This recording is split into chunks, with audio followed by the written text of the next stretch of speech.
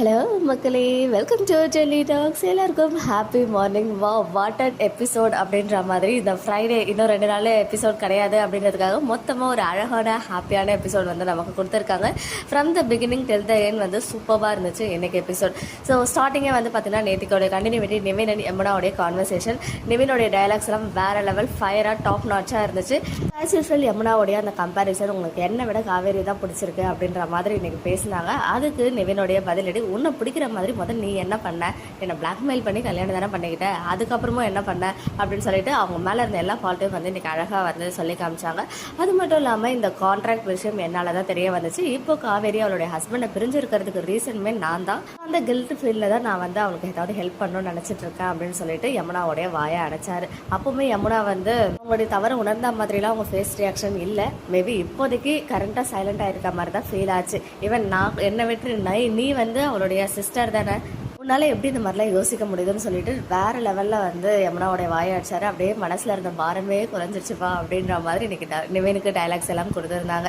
அதை தொடர்ந்து அந்த ஸ்டாலில் போயிட்டு நம்ம காவேரி கேட்கும் போது இல்லை அது வந்து புக் ஆகிடுச்சு அப்படின்னு சொல்லிட்டு, ஆக்சுவலாக அதான் ரியாலிட்டி. இந்த மாதிரி அது மாதிரி ஏதாச்சும் வந்து அனௌன்ஸ்மெண்ட் கொடுத்தாலே அதை நிறைய பேர் எவ்வளோ பேர் இருக்காங்க இல்லையா, சின்ன சின்ன கம்பெனிஸ்லேருந்து பெரிய பெரிய பிஸ்னஸ் பண்ணுறவங்க வரைக்கும் இருப்பாங்க. எல்லாருமே அந்த ஆப்பர்ச்சுனிட்டி இம்மிடியேட்டாக கிராப் பண்ணிட்டாங்க. ஸோ நெக்ஸ்ட் டே போகும்போது அவங்க வந்து இல்லை அப்படின்றத சொல்லிட்டாங்க. ஸோ நான் கூட வந்து வேறு யாராவது அதில் ஹெல்ப் பண்ணுவாங்களோ, நிவின் கூட சொல்லியிருந்தார் இல்லையா மினிஸ்டரை தெரியும் அப்படின்னு சொல்லி. ஸோ மேபி அது மூலமாக ஏதாவது ஒரு லைன் மாதிரி கொண்டு வந்து எக்ஸிபிஷன் வைப்பாங்கன்னு நினச்சேன். பட் அவ்வளோ பெருசாக அந்த எக்ஸிபிஷன் வைப்பாங்களா நம்ம டீம் அப்படின்னு சொல்லிட்டு எனக்கு தெரியல. ஸோ அதுக்கு பாசிபிலிட்டிஸ் கம்மி தான். அது வந்து வீட்டில் சொல்லும் போது வீட்லேயுமே வந்துட்டு காவேரியே சொல்லிடுறாங்க நிவினை வந்து இதில் இன்வால்வ் பண்ண வேண்டாம்னு சொல்லி. ஸோ அதை விட போது பிஸ்னஸ் வந்து அவ்வளோ தடுத்து போய் எல்லா கடைக்கும் கொடுக்கணும், மெயினாக ஸ்கூட்டி வாங்கணும் அப்படின்னு பேசும்போது தான் மீனாவோடைய செகண்ட் ஹேண்ட் ஸ்கூட்டியை வாங்குறதுக்கு பிளான் பண்ணுறாங்க.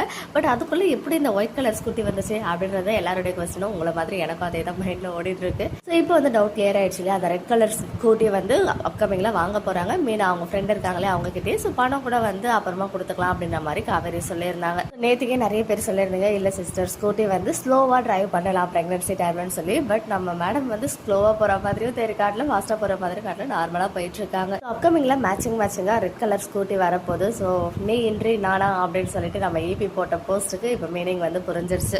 So finally the most awaited ஒரு என்ட்ரி நம்ம வெண்ணிலாவுடைய மாமா என்ட்ரி. அவரை பார்த்த உடனே அவர் பேசின உடனே வந்துட்டு இவரை பார்த்தா வில்லன் ஃபீலே இன்னைக்கு வரலையே, இவர் வந்து ரொம்ப நல்ல ஒரு மாதிரியே பேசுகிறாரு, பார்த்தா ஆக்ட் பண்ணுற மாதிரியும் எனக்கு ஃபீல் ஆகலை.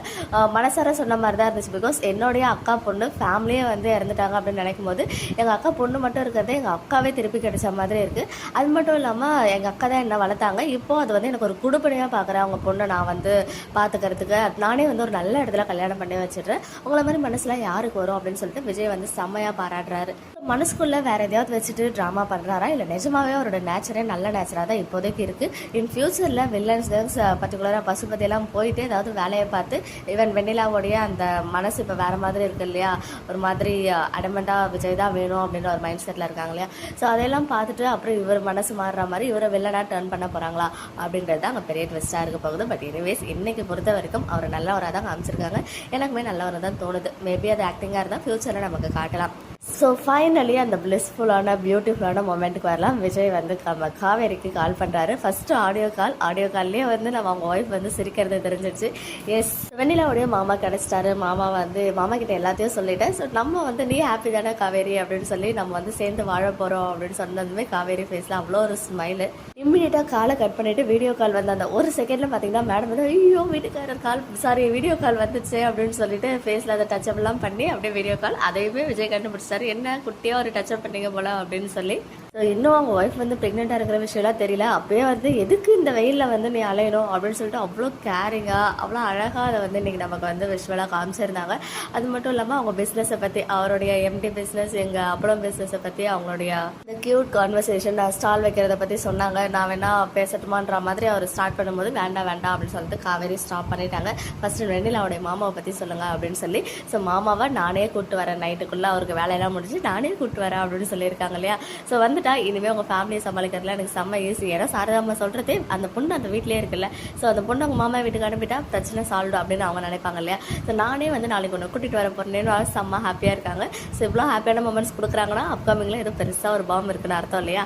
ஸோ இந்த சண்டேல அது தெரிய வந்துடும். பிகாஸ் காவேரி இதே காஸ்டியூமில் தான் பசுபதி கிட்ட பேசுகிற மாதிரி, ஐ மீன் பசுபதி கூட இருக்க ஆஃப் ஸ்க்ரீன் பிக்சர் ஷேர் ஆச்சு. ஸோ அது ரிலேட்டடாக அப்கமிங்கில் ப்ரோமோ வரதுக்கு ஹைலி சான்சஸ் இருக்குது. பட் எனிவேஸ் இன்றைக்கி அந்த லாஸ்ட் அந்த வீடியோ காலில் அந்த அவர் வந்து அந்த ஹார்ட் அண்ட் சிம்பிள் கொடுத்தது, அவங்க வந்து கிஸ் பண்ணது நடு ரோட்டில் இருந்துட்டு, அதெல்லாம் பார்க்குறதுக்கு வந்து எப்படி சொல்கிறது, அந்த ரொம்ப பழைய விக்கா இஸ் பேக் அப்படின்ற மாதிரி ரொம்ப க்யூட்டாக இருந்துச்சு அந்த கான்வர்சேஷன் பார்க்குறதுக்கு. இன்றைக்கி எபிசோடு ஒரு அழகான தரமான எபிசோடாக எனக்கு ஃபீல் ஆச்சு. இன்றைக்கி எபிசோட் பார்த்தீங்கன்னா உங்களுடைய ஒப்பீனியனை கமெண்ட்டில் சொல்லுங்கள். மக்களே நெக்ஸ்ட் வீடியோவில் மீட் பண்ணுறேன். எக்ஸ்க்ளூசிவ் அப்டேட்ஸ்க்கு மறக்காம நம்ம யூடியூப் சேனலை சப்ஸ்கிரைப் பண்ணிக்கோங்க.